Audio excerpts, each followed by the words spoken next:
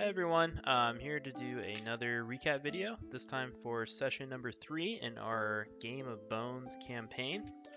Just doing a quick recap of the night to go over what the players experienced, what happened during the session, to kind of catalog our events and just to make a record of what happened to sort of save it for posterity. So we'll start out. So at the end of the last session, we had our players end at a tavern for the night. They had just had a battle the night before. So they're at the tavern. They wake up in the morning and they notice that Cedric was sick. Dorian examined him. He has a high medical background and suspected that it might be some sort of poison.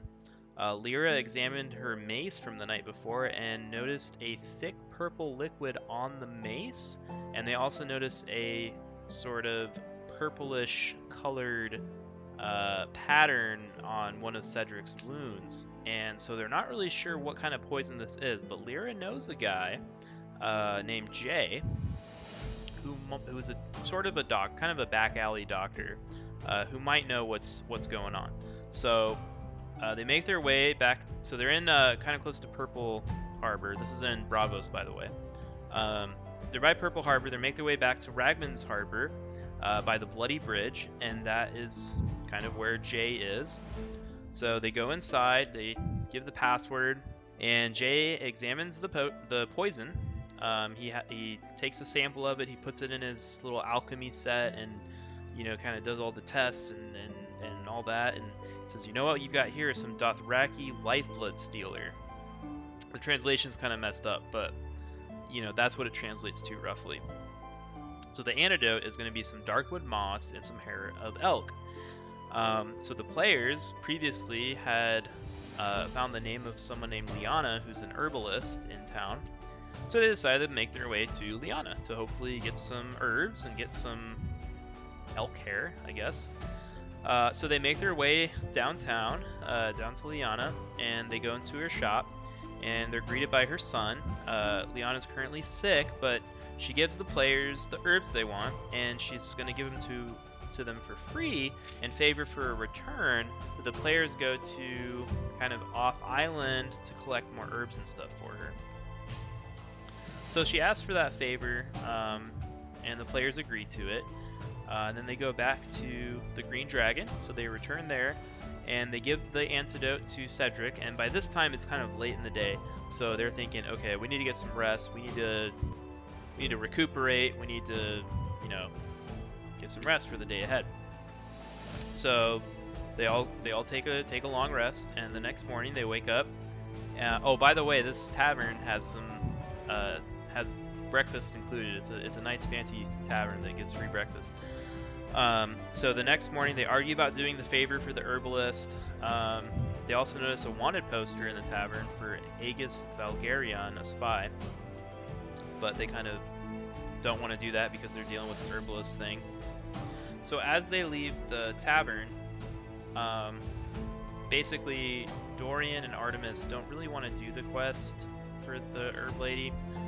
They think it's kind of a waste of time, and the rest of the group kind of agrees, but they think they should at least pay the lady back for, the herbs that she gave them for free to do this favor. So they agree to go back to the herbalist for that. So they go back to the herb seller, but when they get there, they notice that the shop is closed, the door is broken, there's broken glass everywhere. Lyra goes in to investigate, doesn't notice anything too crazy, but she makes her way back to where Liana, her bedroom was, and noticed that she's dead. Her throat has been slit and she has been murdered. There's a note on the ground that just says, I have Raynor, meet me by the Palace of Truth at midnight. Okay, so she invites the rest of the group in to investigate, and Artemis noticed that there's a boot print on the floor with a big V in it, and apparently it's a high-end boot seller named Vegas, Vaegas. And as they're leaving the crime scene, they decide, well, Dorian and Artemis don't really want to save the boy, but fortunately Cedric and Lyra were able to persuade them to save the boy, and since Dorian can speak to Celestials, he also hears a voice that yells at him that says, "Save the boy!" So he's like, alright, I need to save the boy. So they decide that, okay, well, why don't we go investigate this boot seller before we go to the Palace of Truth at midnight? So they decide on that. So when they get to the boot seller's place, one of the boot sellers gets Dorian a really nice pair of boots with the fur. He kind of gets swindled by him a little bit. But anyway, they end up stealing a ledger that has names of people who ordered custom boots. And in the ledger, when they're off to a safe place, they find the name Visegur Vulgarion. And Lyra thinks that name sounds familiar, but isn't sure where she heard it. So they go back to the tavern. They ask the bartender, "Hey, have you heard this person's name?" And he says, "Well, that sounds kind of like the guy on the bounty board, Aegis Vulgarion. You know, he might have a brother or something." And they said, "Oh, maybe this is like related to that Valyrian spy that we saw on the wanted poster." So anyway, they kind of party it up a little bit, not too crazy, but just a little bit. You know, just getting just drunk enough. And then they decide to go to the Palace of Truth, and this is where they have another combat encounter. Most of the group hides. Lyra goes out in front, and the two thugs approach and say, "Alright, we want 500 gold for the boy." And Lyra's like, "That seems a little steep." And as they're talking,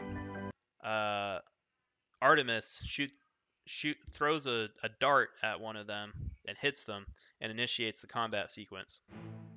So over here, this way, this way, I'll show the battlefield. Alright, so you can see the battle over here. So there is the Palace of Truth. We got the columns in front. Artemis, Cedric, and Dorian are hidden behind columns. Lyra's out in front talking to the two thugs. So anyway, Artemis throws a dart, hits one of the thugs, and initiates combat. So they're fighting. Artemis moves back and just keeps ranging them. Dorian moves up and goes, head to head. Lyra goes up head to head. And basically at one point, Dorian gets knocked unconscious. The next turn, Cedric goes up and was able to stabilize him medically. And then they end up being able to kill the first thug, and then later they kill the second thug. And they end up saving the boy and also finding a note related to his capture. Then basically the group hobbles off back to their tavern and rests for the night, and that's pretty much all we have for today. So I hope you like this recap. Again, we'll be back next Wednesday. That's going to be Wednesday, May 20th at 7 p.m. for session number 4.